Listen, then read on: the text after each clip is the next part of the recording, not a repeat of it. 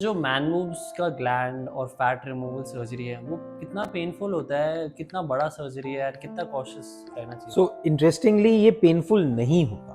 Procedure anaesthesia में होता है। एज अ पेशेंट आपको कुछ भी नहीं पता चलता। प्रोसीजर के बाद भी 4 से 6 घंटे में हम लोग डिस्चार्ज कर देते हैं पेशेंट्स को एंड वेरी कंफर्टेबल पीरियड जाता है।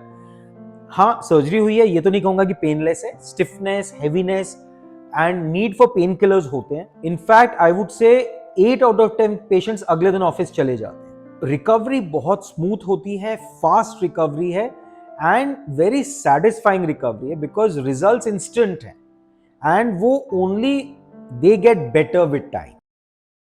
जिम जाते हैं सोच के कि मैन मूव्स उससे ठीक हो सकते not really. So gynaecomastia unfortunately gym से ट्रीट नहीं हो सकता है, डाउन स्टेज हो सकता है। And why is that? Because gland and fat का कॉम्बो होता है बेसिकली गायनेकोमास्टिया में एंड जितना भी ग्लैंड है वो आपकी प्यूबर्टी के टाइम पे बन चुका है। एक्सरसाइज करने से या स्पोर्ट्स से वो कभी भी कम नहीं हो सकता है। अगर आप बहुत एक्सटेंसिव वर्कआउट करेंगे फॉर मंथ्स एंड ईयर्स, शायद ग्रेड 3 ग्रेड 2 हो जाए, 4 3 हो जाए, 2 1 हो जाए, लेकिन गायनेकोमास्टिया करेक्ट नहीं हो सकता। एंड अगर आपको एज अ पेशेंट ये प्रॉब्लम आ रही है गायनेकोमास्टिया की, तो only option is surgery. Fat है या गायनेकोमास्टिया मैन मूव्स है और ट्रीटेबल है कि नहीं है? सारे गायनेकोमास्टिया ट्रीटेबल है with surgery. So first option and last option एक ही है, सर्जरी। अब इसके अराउंड ये क्वेश्चन कि हमें कैसे पता चलेगा, हमें पता क्यों करना है। गायनेकोमास्टिया की डेफिनेशन में फीमेल लाइक ब्रेस्ट है, फैट एंड ग्लैंड है, ये अंडरस्टूड है। अब कितना फैट है? यूजुअली 80-90% फैट होता है, 10-20% ग्लैंड होता है। एग्जामिनेशन पे इवन हम लोग भी नहीं बता सकते कि ग्लैंड कितना बड़ा है।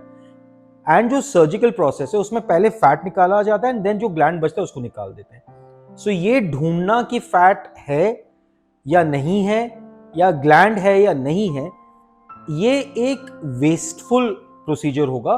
उसके लिए फाइंड आउट करने के लिए आपको सीटी स्कैन कराने पड़ेंगे, 8 से 10 हजार का एक्सपेंस, जिसकी कोई रेलेवेंस नहीं है बिकॉज उसमें फिर से फैट और ग्लैंड ही बताएगा। इवेंचुअली आपको सर्जरी करनी है। सो अगर आपको फीमेल लाइक ब्रेस्ट है एज अ मैन, ज्यादा मत सोचिए।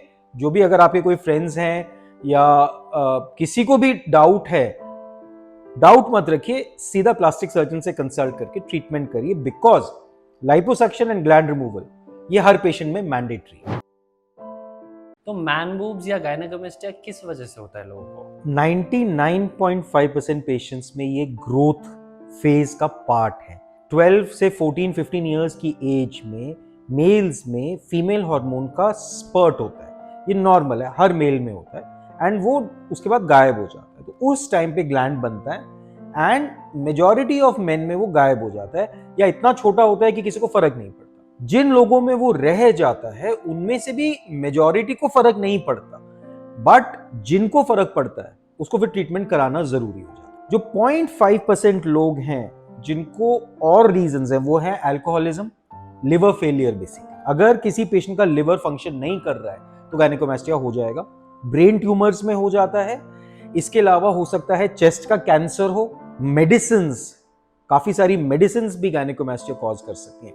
सो अगर एक पेशेंट मेडिकली फिट है तो only and only reason is जो ये ग्रोथ फेज में फीमेल हार्मोन का राइज होता है। गायनेकोमास्टिया को लेके लोगों को, जो लोग आपके पास आते हैं उनको सबसे ज्यादा क्या मिथ्स लेके आते हैं, उनको क्या कंफ्यूजन होती है गायनेकोमास्टिया को लेके? गायनेकोमास्टिया में जो मेल ब्रेस्ट एनलार्जमेंट या गायनेकोमास्टिया जो हम बोलते हैं, कॉमन कुछ जो मिथ्स हैं। फर्स्ट ये कि बिना सर्जरी के ठीक हो जाएगा और डॉक्टर सिर्फ पैसा बनाने के लिए सर्जरी करे एंड हमारे ट्रेनर ने बोला है तो मैं ऐसे ही ठीक कर दूं, स्टेरॉइड खाओ ठीक हो जाएगा, या ये करोगे तो कैंसर हो जाएगा, या इसकी रिकवरी इतनी लंबी है कि कोई फायदा नहीं है, या आपकी चेस्ट की शेप खराब हो जाएगी, गड्ढे बन जाएंगे। ये सब मिथ है। सर्जरी के बिना ठीक हो नहीं सकता, जिम से ठीक नहीं होगा, सप्लीमेंट से ठीक नहीं होगा, कोई कॉम्प्लिकेशंस यूजुअली एक्सपेक्टेड नहीं होती, very fast recovery, excellent shape, कोई गड्ढे नहीं बनते। एंड बॉटम लाइन, सर्जरी इकलौता ऑप्शन।